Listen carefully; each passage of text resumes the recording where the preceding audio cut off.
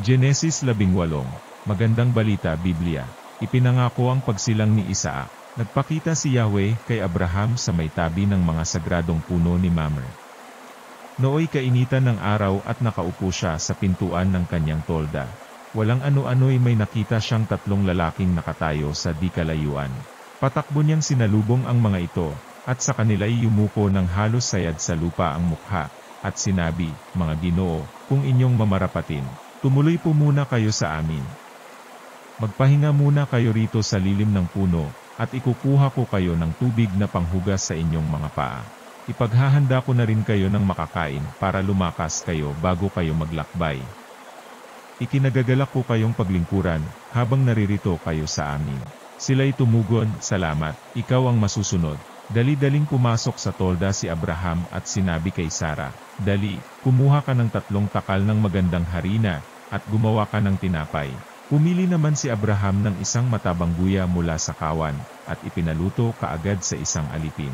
Kumuha rin siya ng keso at gatas, kasama ang nilutong karne, at inihain sa mga panauhin. Hindi siya lumalayo sa tabi ng mga panauhin, habang kumakain ang mga ito. Tinanong nila si Abraham, "Nasaan ang asawa mong si Sarah?" "Naroon po sa tolda," sagot naman niya. Sinabi ng isa sa mga panauhin, "Babalik ako sa 1 taon, sa ganito ring panahon, at pagbalik ko'y may anak na siya." Noon ay kasalukuyang nakikinig si Sarah sa may pintuan ng tolda sa likuran ng panauhin. Ang mag-asawang Abraham at Sarah ay parehong matanda na at hindi na nga dinaratnan si Sarah. Lihim na natawa si Sarah at nagwika sa sarili, "Ngayong ako'y matanda na pati ang aking asawa, masisiyahan pa kaya ako sa pakikipagtalik?" Bakit natawa si Sarah, at nagsabing kung kailan pa siya tumanda saka siya magkakaanak? Tanong ni Yahweh kay Abraham. Mayroon bang hindi kayang gawin si Yahweh? Tulad ng sinabi ko, babalik ako sa 1 taon at pagbalik ko'y may anak na siya. Dahil sa takot, nagkaila si Sarah, at ang wika, "Hindi po ako tumawa." Ngunit sinabi niya, "Huwag ka nang magkaila, talagang tumawa ka." Nanalangin si Abraham alang-alang sa Sodoma. Pagkatapos, umalis ang 3 lalaki, at inihatid sila ni Abraham, hanggang sa isang dako, na natatanaw na ang Sodoma.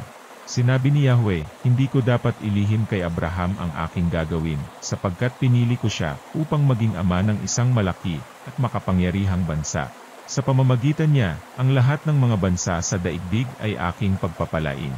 Pinili ko si Abraham, upang turuan niya ang kanyang lahi na sumunod sa aking mga utos, sa pamamagitan ng paggawa ng matuwid, at pagpapairal ng katarungan. Kapag nangyari yon, tutuparin ko ang aking pangako sa kanya." Kaya't sinabi ni Yahweh, "Katakot-takot na ang sumbong sa akin, laban sa Sodoma at Gomora, at napakalaki ng kanilang kasalanan. Kaya't bababa ko roon at aalamin ko kung totoo o hindi ang paratang laban sa kanila." Umalis nga ang mga lalaki, at nagpunta sa Sodoma, ngunit naroon pa rin si Yahweh sa tabi ni Abraham. Itinanong ni Abraham, "Lilipulin po ba niyo ang lahat ng tao, ang mabubuti kasama ng masasama? Sakali pong may 50 mabubuting tao sa lungsod, wawasakin pa rin ba niyo yon? Hindi po ba niyo patatawarin ang lungsod alang-alang sa 50 yon? Naniniwala po akong hindi niyo idaramay ang mabubuti. Hindi niyo gagawin yon sapagkat kung ganito ang mangyayari, parehong magdurusa ang masama at ang mabuti. Hindi niyo magagawa yon. Makatarungan ang hukom ng buong daigdig." At sumagot si Yahweh, "Hindi ko wawasakin ang lungsod alang-alang sa 50 mabubuting tao.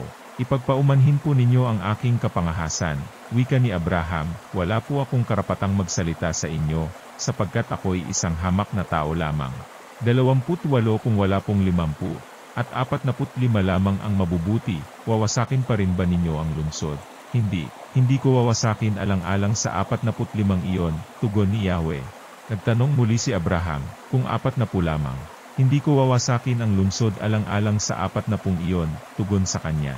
"Huwag sana kayong magagalit, magtatanong pa ako. Kung 30 lamang ang mabuting tao roon, wawasakin ba niyo?" Sinagot siya, "Hindi ko wawasakin ang lungsod alang-alang sa 30 iyon." Sinabi pa ni Abraham, "Mangangahas po uli ako. Kung 20 na lamang ang mabubuting tao roon, hindi ko pa rin wawasakin ang lungsod alang-alang sa 20 iyon." Muling sagot sa kanya. Sa huling pagkakataon ay nagtanong si Abraham, "Ito na po lamang ang itatanong ko, paano po kung 10 lamang ang mabubuting tao roon?" Hindi ko pa rin wawasakin ang lungsod alang-alang sa 10 iyon, sagot ni Yahweh. Pagkasabi nito, umalis na si Yahweh at umuwi naman si Abraham.